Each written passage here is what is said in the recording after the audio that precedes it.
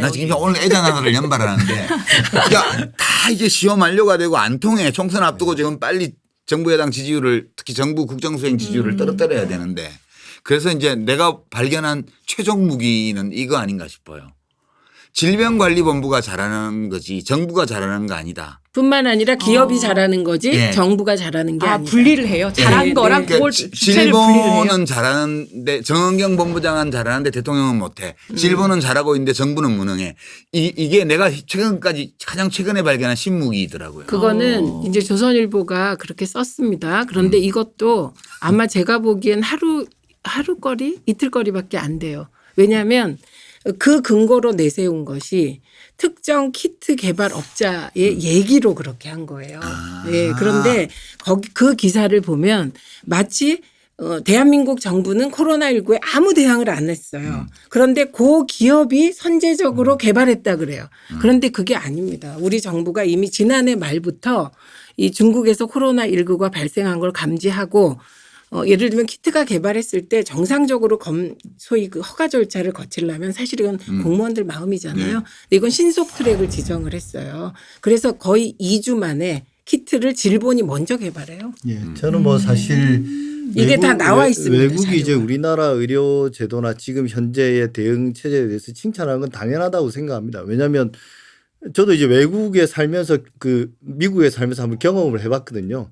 그때 이제 제가 다니던 대학의 보건대학원에 이제 간호사가 되려는 사람들이 저를 인터뷰한 적이 있었어요. 외국 사람들이 인터뷰한다고 그래서 이제 메일이 와서 제가 인터뷰에 응해 준 적이 있는데 그 당시에 우리나라의 의료 제도를 듣고는 깜짝 놀라더라고요. 이런 나라가 있냐. 그러니까 미국이란 나라는 뭐 의료보험이 워낙 비싸고 또 의료보험이 없는 사람이 인구의 뭐 10% 정도 되고 그렇지 않습니까? 그래서 이렇게 지역사회 감염이 시작되면 절대 우리나라가 지역사회 감염이 시작된 나라들과 비교해서는 우리나라가 못할 수가 없습니다. 사실은. 칭찬은 당연한 건데 이걸 이제 우리나라가 자체적으로 이걸 평가해서 나중에 백서 같은 걸 통해서 엄밀하게 평가하고 그걸 이후에 이제 또 이 개선에 반영할 필요는 있겠죠. 근데 언론이라는 게 기본적으로 칭찬에 인색하거든요. 그 문화 자체가. 그래서 저는 뭐 언론이 그런 것들을 칭찬하지 않는다고 해서 그걸 특별히 비난할 필요는 없다라고 생각해요. 근데 사실 아까 정파성이 강한 언론들은 칭찬하지 않습니다. 어떻게 네. 트집을 계속 받아요. 근데 중간에 어떤 언론들이 있냐면 상업성이 더 강한 언론들이 있는 거예요. 네. 그 언론들은 나쁜 게 있으면 과장해서 또 과장해서 보도하고 칭찬하는 게 있으면 그것도 막 과장해서 그러니까 보도하는 거예요. 그럼 우리는 그걸 막 클릭해야겠네. 예, 그러니까 이게 어떤 문제가 있냐면 아까 서울신문 같은 어떤 문제가 있냐면 과거에 주요 보수 언론들이 여론 시장을 장악했을 때는 이게 통제가 되는데 지금은 통제가 안 되는 거예요. 예를 들면 정부를 칭찬하는 기사를 쓰면 그 기자들 커뮤니티 내에서도 왕따 당하죠. 약간 비난받고 뭐 이렇게 어용이냐 뭐 이런 비난을 받는데 이게 상업성에 의해서 막 여러 군데서 다 써버리면 그냥 그게 모조리티가 돼버린 거예요. 그러니까 좀 이상한 기사는 네. 클릭을 안 하는 게 좋겠네. 그렇죠. 그런데, 포털에서. 근데 그 유혹을 참아내기가 힘들잖아요. 그런데 이 지금 교수님 말씀하실 때 딱 한 부분은 정리를 하고 넘어가야 될 게 있는데 기자들이 정부를 욕만 하고 한마디로 예. 그리고 정부가 잘하는 것은 잘한다고 하는 게 사실은 비판이에요. 잘하는 건 잘한다 못하는 건 못한다가 그렇지. 비판이잖아요.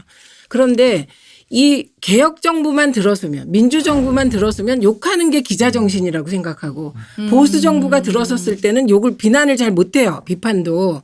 그리고 가장 중요한 문제는 기자들이 정부 욕이 목표입니까? 권력 감시지. 그렇지. 그리고 권력 감시하는데 제일 중요한 것이 뭡니까? 팩트잖아요. 팩트 확인을 안 하고 지금 느낌은 욕하려고 이렇게 기다리다가 뭔가 욕에 꺼리가 되면 달라드는 느낌이잖아요. 그러면 여기에 저널리즘이 어디 있고 기자 정신이 어디 있습니까? 그러니까 이게 젊은 기자들이 가지고 있는 가장 큰 혼란의 지점이 요 부분입니다. 근데 이제 사실 팩트 앞서 체크도 안 하고 비난만 하려고 준비하는 방금 태도. 말씀하신 게 이제 감시 말씀을 하셨는데요. 그래서 이제 감시견이라고 하지 않습니까? 와치독이라고 하는데 우리나라뿐만 아니라 지금 전 세계적으로 언론이 감시견이면 사회에 진짜 중요한 문제가 발생했을 때 미리 짖어줘야 됩니다. 냄새 난다. 이럴 그런 때. 역할을 전혀 네. 못해요.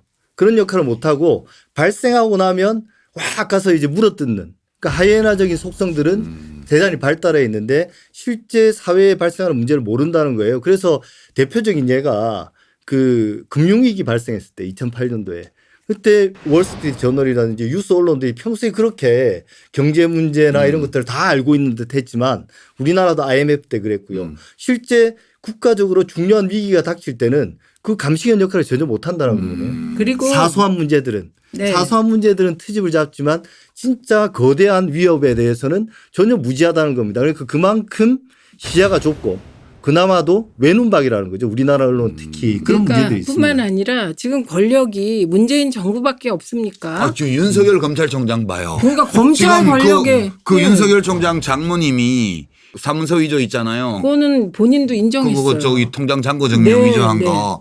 그거 지금 공소시효가 15일밖에 안 남았어요. 그래서 이제 수사 들어갈까 그러면 봐요. 이제 그 공소시효가 만료되는 날 기소하겠죠. 뭐 백지 기소장으로. 왜냐하면 아니 공정하니까 윤석열 정경심 총장은 교수 공정하잖아요. 했듯이 해야죠. 네. 공정하잖아요. 누구에게 만인에게나 네, 똑같이 그래서 법을 적용하는 그리고 분이잖아요. 수사는 하고 있는 거예요. 기사가 아니, 시작하겠다 이런 거의 건데. 본 적이 아, 없는 기사가. 거였는데. 예. 대통령은 권력 감시라는 명분으로 마구잡이로 까잖아요. 장관도 까고 국회의원도 까고. 근데 검찰총장은 못 가요. 지금 MBC 스트레이트에서 2주 연속으로 네. 이 검사와 장모님, 검사와 사모님을 했잖아요. 네. 거기 보면 팩트들이 쫙 나오는데 네. 후속 보도가 거의 없습니다.